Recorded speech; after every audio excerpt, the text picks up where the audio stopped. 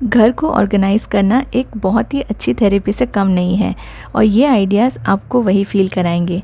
अगर आपका घर पुराना, बिखरा हुआ या फिर डल लगने लगा है तो शायद कहीं ना कहीं प्रॉब्लम जिस तरह से हम उसे ऑर्गेनाइज़ कर रहे हैं उसमें है।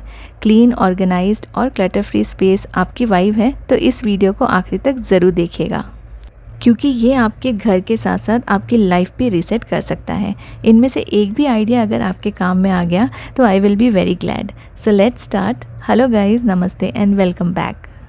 अगर आपके घर में डाइनिंग टेबल है तो उसके इस तरह से रखिए कि ना वो हमेशा साफ़ सुथरा और ऑर्गेनाइज लगे और उस पर बहुत सारा सामान पाइल अप ना हो। जब भी हम लोग फ्रूट्स रखते हैं अपने डाइनिंग टेबल पे, उस पर कुछ इंसेक्ट्स आने लगते हैं और इससे हमारा डाइनिंग टेबल गंदा दिखने लगता है और कितना भी हम उसे साफ़ रख लें वो अच्छा नहीं दिखता है। ऐसे बास्केट्स आप यूज़ कर सकते हैं। ये टेस्मैक्स का बास्केट है और काफ़ी अच्छा है। इसमें बहुत सारे फ्रूट्स आराम से आ जाते हैं और ये कवर्ड रहता है तो इसमें इंसेक्ट्स भी नहीं आते हैं और जो फ्रूट्स हैं वो भी गंदे नहीं होते, डस्ट वगैरह नहीं जाता है और आपका डाइनिंग टेबल काफ़ी सुंदर भी लगेगा क्योंकि ये बास्केट दिखने में भी बहुत अच्छा है। आप इसमें वैरायटी के फ्रूट्स भी रख सकते हैं जो दिखने में कलरफुल भी लगेंगे और अच्छे लगेंगे। अपने डाइनिंग टेबल पे मैं उतने ही सामान रखती हूँ जितना कि हम लोग को खाने के समय में यूज़ में आते हैं और फ्रूट्स वगैरह डाइनिंग टेबल पे रहने से कभी भी किसी को भी लेने के लिए ईजी होता है। ये बास्केट मुझे काफ़ी अच्छा ऑप्शन लगा क्योंकि इसमें कवर्ड रहता है और इंसेक्ट से हमारे जो फ्रूट्स हैं वो बचे हुए रहते हैं। साथ साथ में डाइनिंग टेबल भी काफ़ी सुंदर लगने लगता है।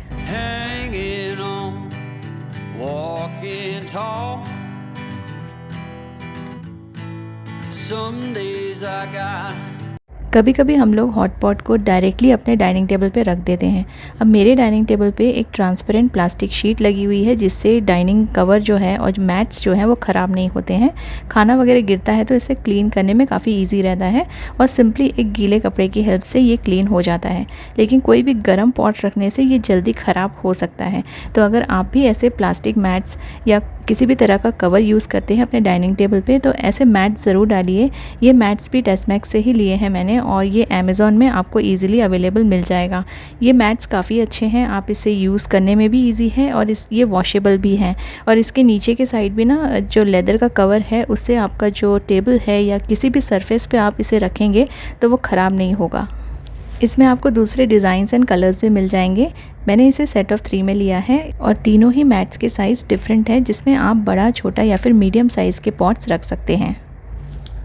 वैसे तो ये सारी चीज़ें काफ़ी सिंपल हैं, हम लोग इसे यूज़ करते हैं लेकिन बहुत बार हम लोग भूल जाते हैं और इससे हमारे डाइनिंग कवर्स ख़राब हो जाते हैं। तो आप इस मैट्स को यूज़ कीजिए और आपका जो डाइनिंग टेबल है वो अच्छा भी दिखेगा और आपकी चीज़ें ख़राब भी नहीं होंगी। और इसको वॉश करना बहुत इजी है। आप इसे गीले कपड़े से भी वाइप कर सकते हैं और डेली यूज़ में आप इसे ला सकते हैं।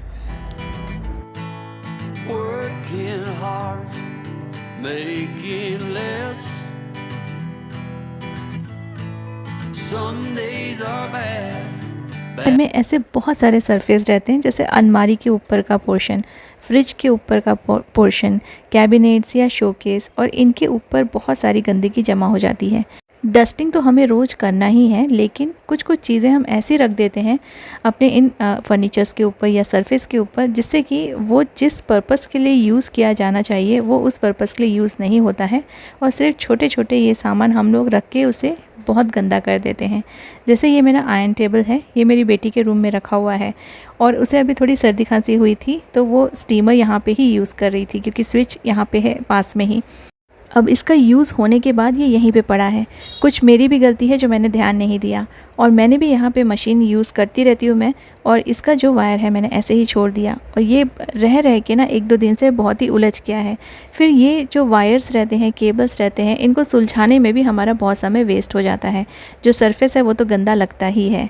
तो जब आपका यूज़ हो जाता है उसी टाइम पे अगर हम ये सारी चीज़ें बस 5 मिनट लगता है उसी टाइम पे अगर जगह पे रख दें या इसे फ़ोल्ड करके वहीं की वहीं रख दें तो आपका जो सरफेस है, चाहे वो आपका टेबल हो या आपका डाइनिंग टेबल हो या आपका फ्रिज के ऊपर का पोर्शन हो, आपका वार्डरोब हो, ये सारी चीज़ें ना हमेशा टाइडी रहेंगी और आपका घर कभी गंदा ही नहीं होगा।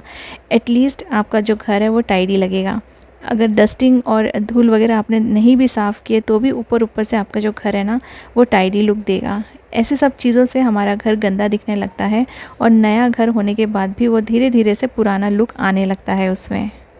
इन सब चीज़ों को समेट के रख रही हूँ और फिर आपको दिखा रही हूँ। इसका जो डिफ़रेंस है आपको खुद ही पता चल जाएगा कि पहले ये किस तरह से रखा हुआ था और उसी सामान को मैंने वहीं पे रख दिया है, कुछ चीज़ें हटा दी हैं, तो ये कितना अच्छा साफ़ सुथरा लुक दे रहा है।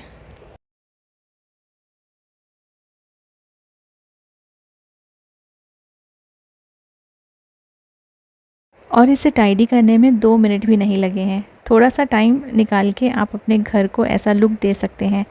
हम अपने वॉल्स को डेकोरेट करते हैं बहुत सारी चीज़ों से, लेकिन फिर उनको साफ़ करना भी ज़रूरी है। फ्रेम्स वगैरह लगाते हैं तो फ्रेम्स ऊपर से ना बहुत डस्टी हो जाते हैं, लेकिन इसके तरफ हमारा ध्यान नहीं जाता है और घर में वॉल पे लगी हुई चीज़ों को हम लोग बहुत ही कम टाइम पे साफ़ करते हैं। स्पेशली जब फेस्टिवल वगैरह आते हैं तब साफ़ करते हैं। लेकिन जब आपने वॉल पे इतना अच्छा इसे डेकोरेट करके रखा हुआ है तो 5 मिनट निकाल कर आप इसकी डस्टिंग भी कर लीजिए। ये जो जमी हुई गंदगी होती है ना, ये हमें नहीं दिखती, लेकिन हमारे घर में आए हुए गेस्ट को ज़रूर दिख जाती है। इसलिए अगर आपने इतने सुंदर तरीके से अपने घर को सजाया है तो उन चीज़ों को आप साफ़ सुथरा भी रखिए, इसमें बहुत ज़्यादा टाइम नहीं लगेगा। और अगर आपके पास कोई हेल्पर नहीं है और आपसे नहीं हो पाता है ये सब चीज़ों को डस्टिंग करना, तो आप कोशिश कीजिए कि आप इतनी सारी चीज़ें अपने घर में डेकोरेट करके मत रखिए। जिनसे साफ़ सफाई नहीं हो पाती है कोई भी रीज़न की वजह से, हेल्थ रीज़न की वजह से या किसी भी चीज़ की वजह से कम सामान रखिए, तो आपको ना ये सब चीज़ें साफ़ करने की ज़रूरत ही नहीं पड़ेगी। जितना ज़्यादा आप अपने घर को सजा के रखेंगे, छोटी-छोटी चीज़ें आप अपने वॉल पे यूज़ करेंगे, उतना ही आपको इन्हें मेंटेन करने के लिए भी समय निकालना पड़ेगा। तो आप या तो प्लान कर लीजिए या कोई हेल्पर रख लीजिए, या नहीं हो पाता है तो कम से कम सामान रखिए।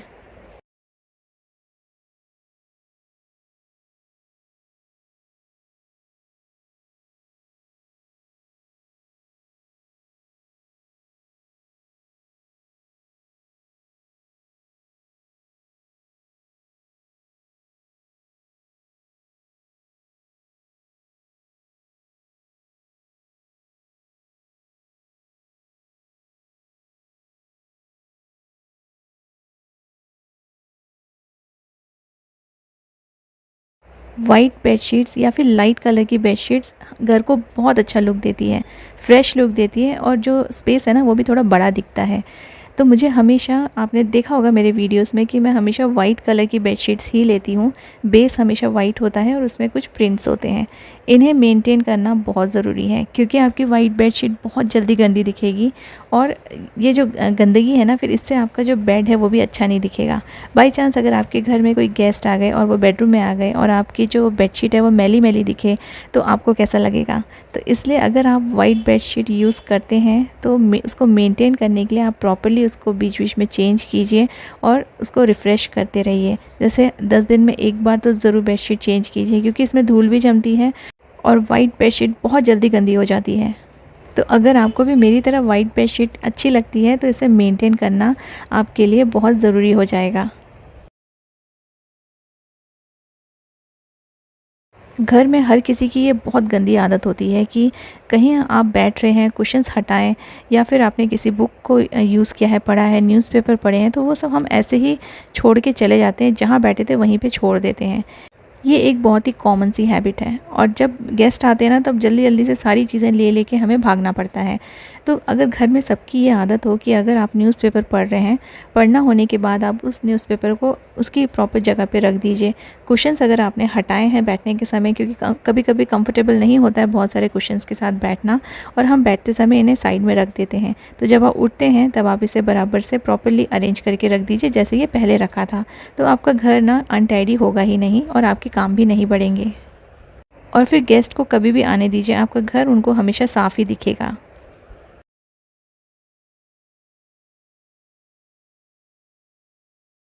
स्विच बोर्ड्स की तरफ हमारा कितने बार ध्यान जाता है। मोस्टली ये बहुत ही इग्नोर्ड स्पेस है जो हम लोग कभी भी क्लीन नहीं करते हैं।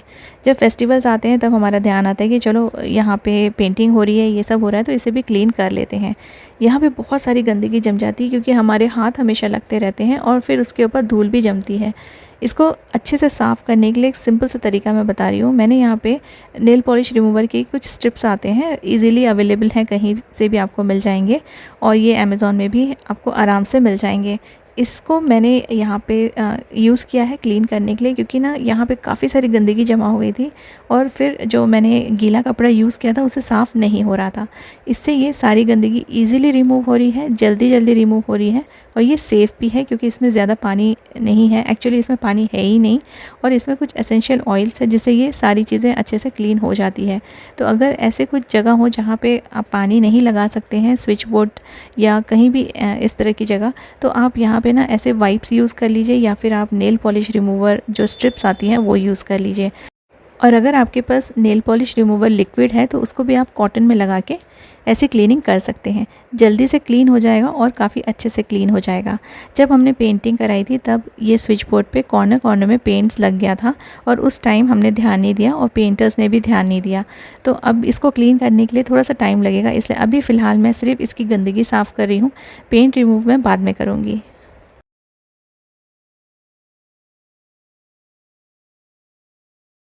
अब करते हैं किचन की बात, क्योंकि किचन में तो नेवर एंडिंग काम होते हैं और सुबह से शाम तक यहाँ पे काम चलते ही रहते हैं।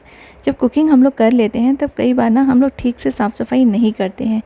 जहाँ भी गैस रखा होता है उसके साइड वाला जो उसके पीछे जो टाइल्स होती है उसमें बहुत सारे छींटे उड़ते हैं। कई बार ये छींटे दिख जाते हैं मसालों की वजह से और कई बार तेल वेल के जो छींटे रहते हैं वो ट्रांसपेरेंट रहते हैं तो वो दिखते नहीं है, उसमें कोई कलर नहीं होता है। और कई बार ना हमारा जो फ्लोर रहता है उसको हम लोग इग्नोर कर देते हैं और खाना बना के बस किचन से निकल जाते हैं। अगर आपने अपने फ्लोर को साफ़ नहीं किया हो और अगर आपने अपने डस्टिंग के कपड़े को अच्छे से वॉश करके नहीं रखा हो तो आपका जो किचन है वो पूरी तरीके से साफ़ नहीं रहेगा, 100% क्लीन नहीं होगा। आपको अपने सिंक की तरफ ध्यान देना है, उसमें अगर कुछ कचरा जमा हुआ है तो आप उसको थ्रो कर दीजिए। टॉवल्स हम लोग ऐसे ही छोड़ देते हैं, गीले गीले टॉवल्स अगर आप ऐसे ही छोड़ेंगे तो आप दूसरे दिन इसे यूज़ नहीं कर पाएंगे क्योंकि ये अच्छे से सूखेगा नहीं और ये गीला गीला रहेगा तो इसमें ना स्मेल आ जाएगी और फिर इसे आप ना तो हाथ वाइप करने के लिए इसे यूज़ कर पाएंगे और ना ही अपने बर्तन वाइप करने के लिए यूज़ कर पाएंगे। तो सामान तो आपको हटा के रखना ही है।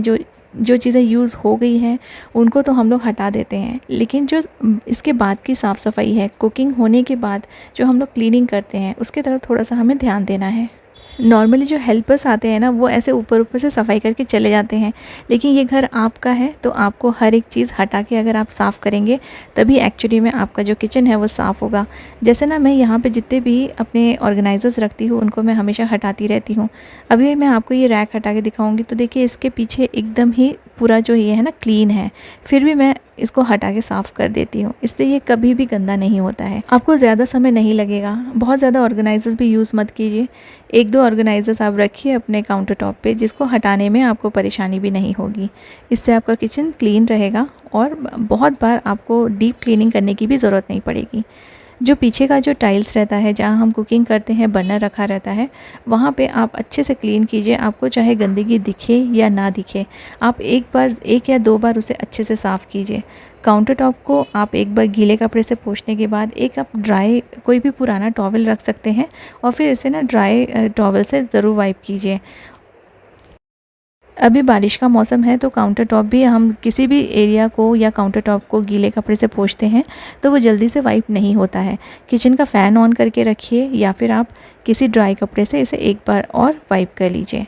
मोस्टली जब हम लोग खाना खाते हैं सब अलग अलग टाइम पे आते हैं, अपने अपने हिसाब से खाना लेते हैं और इसको अगर मैं गैस पे ही छोड़ देती हूँ तो बहुत बार ना गैस पे खाना निकालते वक्त गैस पे बहुत सारी चीज़ें गिर जाती है, कभी दाल, कभी करी या कभी राइस, और गैस बर्नर को क्लीन करना बहुत ज़्यादा टाइम कंज्यूमिंग रहता है।